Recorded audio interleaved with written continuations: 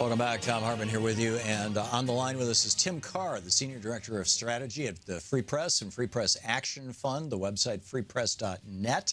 You can tweet him at Tim Karr, K-A-R-R, or at Free Press. Tim, welcome to the program. Welcome back to the program. Hi, Tom. How are you? Good, good. So I read this piece in the New York Times last night by Cecilia Kang titled Trump's FCC pick quickly targets net neutrality rules. Whoa, this guy's moving at the speed of light. Tell us about it.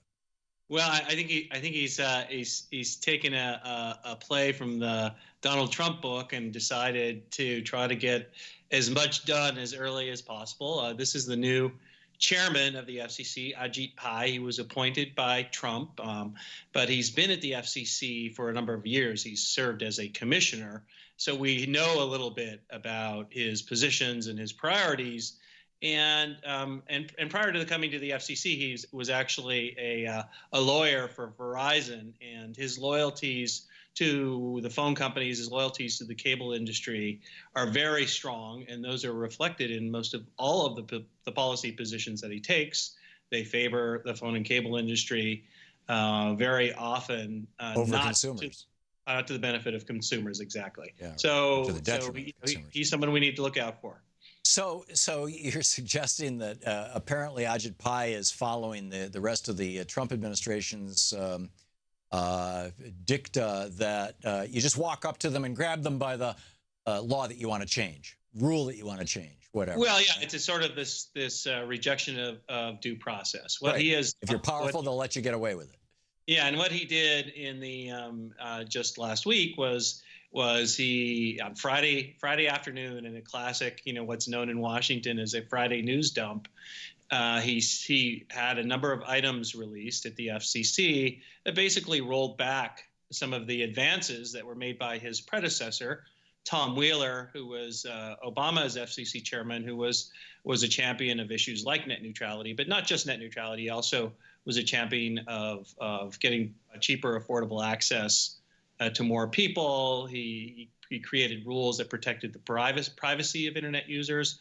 So a lot of those advances under the prior FCC chair are now rapidly being rolled back by the new chairman, Ajit Pai. So if net neutrality goes away, does that mean that if I say something to anger Comcast and that they can simply decide that ThomHartmann.com is going to be delivered to people's home more slowly than most other websites? Well, there would be, without the net neutrality protections that are now in place, if you take those away, there is nothing to stop your internet access provider from discriminating in favor of content that it likes and against content that it does not like. In other words, you become like communist China. Yeah, well, if you talk about except Comcast, it's corporate. It's corporate, yes.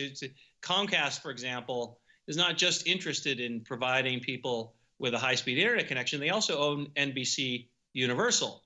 NBC Universal has a number of content properties, as people know, and so there would be a business incentive there for them to favor NBC products over news and information that might come from smaller independent organizations and competitors. Right. And what about the slicing and dicing of the internet? I mean, I remember, excuse me, back a couple of years ago when we went through this whole thing when we were trying to convince Tom Wheeler to put the internet under Title II of the Telecommunications Code. In other words, consider it a public utility. That there were these graphics that were put together. I think you guys at Free Press did one. As I recall, we had you on television about this, or on radio.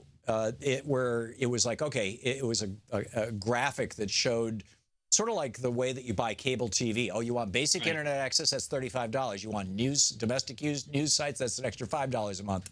You want international news sites? That's an extra $10 a month. You want streaming video? That's an extra $15 a month. You want porn? That's $20 a month. And they basically slice and dice the internet. And it wasn't so much a thing about ideology as it was about just figuring out how to maximize the income to the ISPs. Right. From the internet. But without net neutrality, we could have both, right? I mean, we could have both a slice and diced internet, so it's sort of the cable model, the cable TV model, and they could slow down freepress.net, for example, if they don't like what you're saying. Well, yeah, I mean, this is the internet is become much more sophisticated now. That it's not just surfing websites. Obviously, we're using it to talk via applications like Skype. We're using it to listen to music. There are companies like Netflix that a lot of people use to watch television and movies. And the internet service providers are also in the business of providing you with telephone connections, and they're in the business of streaming and selling movies in both, in theaters and online.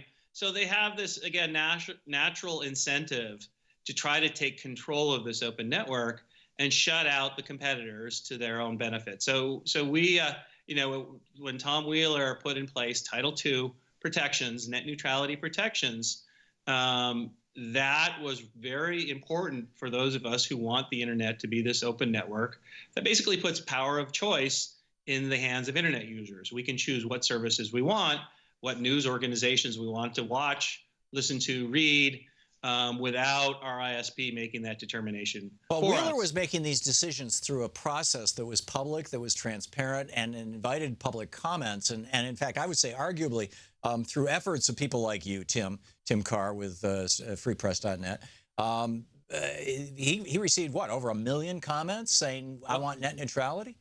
Actually, the proceeding on net neutrality at FCC, they received nearly 4 million comments. 4 million. Okay, so Ajit Pai is not doing that. He's not asking for comments. He's not doing it in a transparent and small d democratic way. He's simply basically ruling by decree. What are the odds that he's going to just strike down Title II and just say, okay, that's it, end of conversation? And is there anything we can do?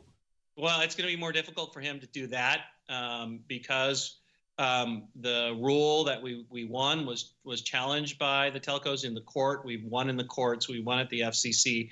It's based on congressional law that was bipartisan and passed, the Telecommunications Act of 1996. So he may try to rule by decree, but in this case, it's not going to be as easy. A more likely scenario would be that some of Trump's allies in Congress, the GOP-controlled Congress, will try to introduce legislation that would take away net neutrality protections. And that's a fight that we have to be ready for. And the banner they're going to use to do that?